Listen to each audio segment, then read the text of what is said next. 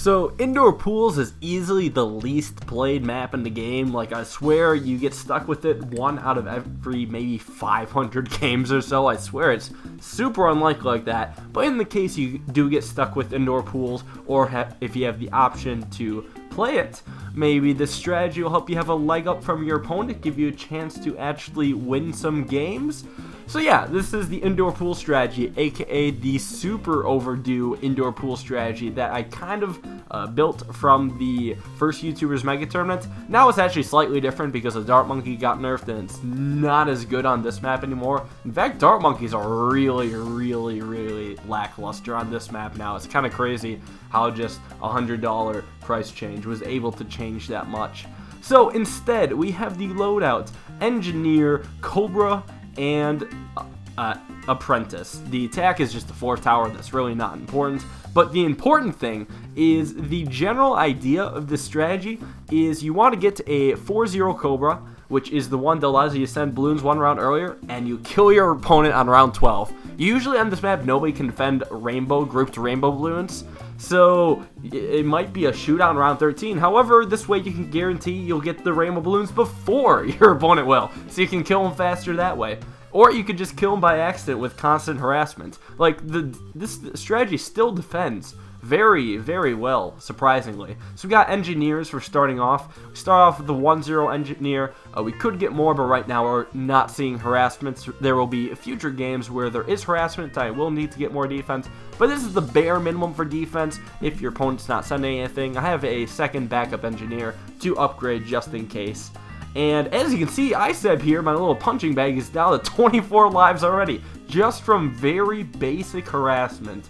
Like, all I was doing was just sending red balloons from round 2 to round 4, then once round 4 hit, I would send pinks all the way up into round 6, which I can send blacks. That does really well against the Dart Monkeys, and honestly, most strategies will fail to those as well. Ninjas, boomerangs, boats, you will definitely get at least a few lives out with pinks and blacks. Hell, even Engineer Cobra. I mean, I leaked the few lives I said was harassing me, so, you know, I was able to deal with that just fine in the end with 146 lives. Anyways, I do have a couple other Cobras. They do function as cheaper farms with some popping power. And I have 3 of them at 1-0, except one of my Cobras is actually to 3-0 right now. It's already almost at 4th tier. And once we're at 4th tier, then we can start doing some fun stuff. That's when the kill comes in. So anyways, actually I have it right now. At round 9, I was able to send the balloons, although it was like at the end of round 9, start of round 10, it probably wouldn't have made that much of a difference. However, we were able to bait out the boost from ISAB, which is exactly what we wanted here. He's sending some lead balloons, which is where the Apprentice comes in. It's a very cheap lead popping power. Just plop one down, put it on strong. Cheapest way to deal with leads, even if he boosts. It's not a big deal, and I'll show you guys what to do in the case of bigger rushes. Anyways, it's round 12. Sell a lot of things. You don't need to sell everything, but you can probably get away with selling everything except the 4-0 Cobra, then just boosts and Rigor Rainbows. Don't even need to be Rigor, they just need to be grouped rainbows. At least that's what I'm thinking. So obviously, that works out pretty well. I mean, it doesn't even matter if you are able to bait the boost out for, you know, on like round 10 or something. It doesn't matter. I mean, generally it'll kill them even if they do have a boost available. They generally won't have that powerful of a defense. It's a short map, and you have very little time to actually accumulate decent defense. So anyways, the Dart Monkey strategy isn't exactly the best. What if your opponent's sending balloons early on? What if they're harassing you? And what if they actually do a much better job at defending themselves? So this game, ISEB's actually using Engineer, which is a lot better at defeating indoor pools rushes than Dart Monkeys. So what you want to do to combat the red balloons is you want a 1-1 Engineer. You don't want it to 2-1. The extra sentries are generally useless. What you want to do instead is get multiple 1-1 Engineers. You want 2 1-1 Engineers eventually if your opponent keeps sending you know, reds into blues into greens, you know, maybe with some pinks and blacks and that kind of stuff. Hell, even yellow balloons like the 1-1 Engineer will help out quite a bit. So I'm just starting to get up this yellow, and you will have plenty of money left over because you're only really sending pink balloons. They don't drain you that fast, and they do surprisingly do some damage against Engineers, although I find it a bit of a waste. Also, I do feel the layering blues with pinks is also worth trying. Sometimes it can sneak past lives when it couldn't otherwise. think it caused me a leak of life.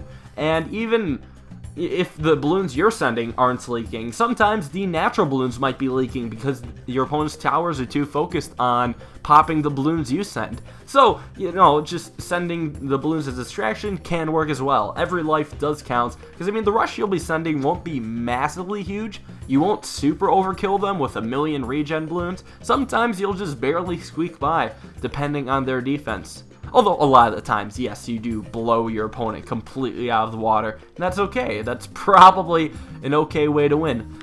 But anyways, though, we are going with Cobras again a bit later because I was sending a lot of income balloons. I actually think I over-ecoed, but next game I'll show you the proper way to send eco if your opponent can actually defend. Because really, the pinks and blacks are just for harassment, getting lives down. They're not exactly something you want to build up income because you don't earn the money back by the time the game has ended.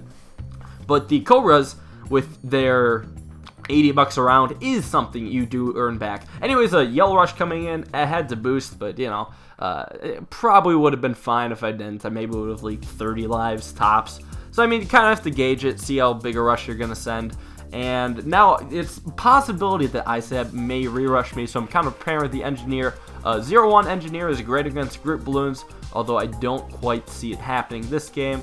Again, I have my 3 Cobras, 2 or 3 is alright. I'm just gonna a wizard just to be safe. No, anyways, a teaser rush with pinks and stuff would not really work this game, so I decided not to do it. I'm gonna do exactly what I mentioned earlier. Just sell all, the surprise boosted Rainbow Rush out of nowhere. He's gonna get a Glaive Ricochet and boost, but it's still not good enough. Like, you would think a Glaive Ricochet would be fantastic for stopping this.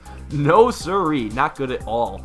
Maybe he could use a Turbo Charge, but even then, that's sketch and expensive. Bad combination. So anyways, another game, and this is going to be a proper way to actually send out eco.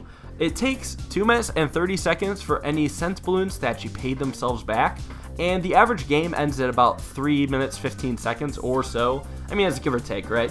So if you do the math, any balloons that you send after 45 seconds will not get their, you know, they won't pay themselves back, and it'll be wasted money. So I'm doing that with red balloons right now. I'm just sending red balloons up until 45 seconds-ish. I might go a little bit over because I don't think I quite did math. But then anything after that would be, you know, harassment with like pinks and blacks. So that's like a general idea. And you should only be sending pink and black balloons if they're actually killing your opponent. If you find out, oh, they're just using engineers and beating them, well, then it's not worth it. I actually balloon boost the pink balloons just to try to get a little bit extra buy. It actually seemed to work pretty well against engineers.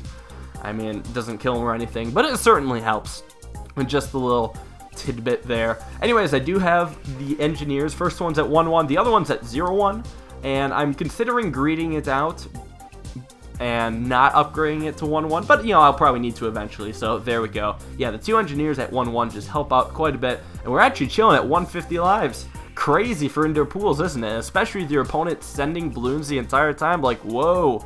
So yeah, like I said, I stopped sending income because it's just not worth it. The Cobras are in fact worth it, so I am going to be buying quite a few of those. Again, you want those on strong because the Cobra doesn't care where the balloon is. It'll just seek out the strongest balloon and deal with it. So it'll knock a pink to greens, which is a lot less terrifying, or a black balloon to a couple yellows, which the engineer can deal with just a lot better, which overall helps out. So yeah, getting that 3 Cobras again.